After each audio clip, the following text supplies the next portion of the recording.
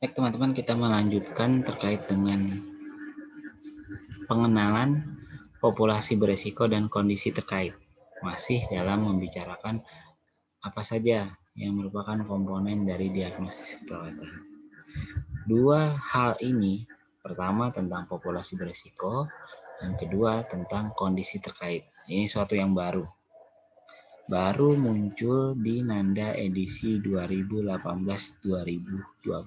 Artinya Nanda edisi sebelumnya itu tidak ada memuat tentang populasi berisiko dan kondisi terkait. Oke, tujuan pembelajaran pada kesempatan ini kita akan mencoba untuk memahami terkait apa itu populasi berisiko dan apa kondisi terkait, serta nanti akan diberikan beberapa contoh terkait dengan populasi berisiko dan kondisi terkait ini. Oke, kita pahami secara pengertian dulu. Simpelnya kayak gini.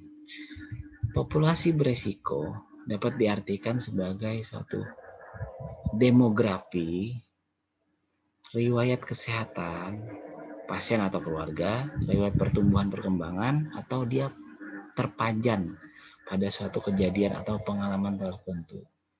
Ya, yang mungkin nanti individu atau kelompok keluarga atau komunitas tersebut jadi rentan terkena, jadi beresiko terkena ya terhadap suatu masalah. Itu terkait dengan populasi beresiko. Kita lihat tentang kondisi terkait atau kondisi klinis terkait di sini. Artinya, seseorang itu mungkin saja mengalami diagnosis keperawatan tertentu akibat dari kondisinya. Apakah itu kondisi diagnosis medis, cedera yang dialami, prosedur yang harus dilewati, apakah ada terpasang alat medis, ada agen farmasiotika yang diberikan. Nah, kondisi-kondisi ini tidak dapat secara mandiri dapat dirubah oleh perawat profesional, tetapi dapat mendukung keakuratan dalam menegakkan diagnosis. Maksudnya apa? Tadi tentang diagnosis medis, perawat profesional istilahnya nggak bisa secara mandiri menyelesaikan masalah pasien, tapi status dari diagnosis medis terhadap pasien tersebut bisa merupakan kondisi klinis yang mencerminkan bahwa diagnosis keperawatannya mungkin bersesuaian dengan kondisi pasien. Ya, saya ulang lagi, kondisi klinis terkait merupakan suatu gambaran atau ciri-ciri. Misalkan kita ambil tentang diagnosis pasien, itu akan menguatkan kita dalam mengangkat sebuah diagnosis keperawatan. Oke. Tentang populasi beresiko, singkatnya adalah sekelompok orang, individu, pasien, atau keluarga, komunitas kelompok di sini yang mungkin akan rentan terjadi hal-hal yang menjadi suatu masalah jika tidak ditangani secara cepat. Karena ini merupakan risiko. Oke. Lalu bagaimana contohnya? Ini saya berikan contohnya. Nah, oke. Katanya di sini masalah perawatannya adalah konfusi akut.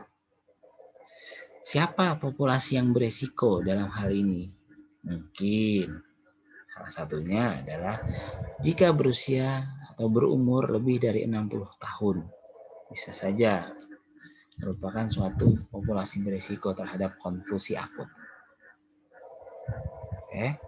Pernah mengalami riwayat gejala stroke misalkan, atau menjalani perawatan stroke, bisa saja muncul nanti konfusi akut. Namun masih beresiko ya, bukan pasti di sini, tapi beresiko. Oke. Apa itu kondisi klinis terkait? Konfusi akut biasanya atau keterkaitannya atau biasanya terjadi pada pasien dengan delirium, pasien dengan demensia, atau pasien-pasien yang mendapatkan agen farmasiotika. Jadi di sini terlihat dan tergambar dengan jelas bahwa populasi beresiko adalah kemungkinan siapa sih yang akan terkena atau terangkat masalah keperawatan ini pada siapa sih kemungkinan populasinya. Sedangkan kondisi terkait adalah biasanya kondisi-kondisi yang terdaftar di bawah merupakan tempat atau saat terjadinya konfusi akut atau keadaan di mana konfusi akut tuh biasanya ditemui. Oke, begitu penjelasan singkat dari saya terkait dengan populasi berisiko dan kondisi terkait yang merupakan suatu hal yang baru yang memang tidak semua di antara kita sudah mempelajari tentang hal ini. Namun sebenarnya ada di Nanda. Ada yang menyadari, ada yang belum menyadari. Inilah faktanya yang kita temukan di Nanda edisi terbaru 2018-2020. Terima kasih atas perhatiannya. Semoga video ini bermanfaat untuk semua.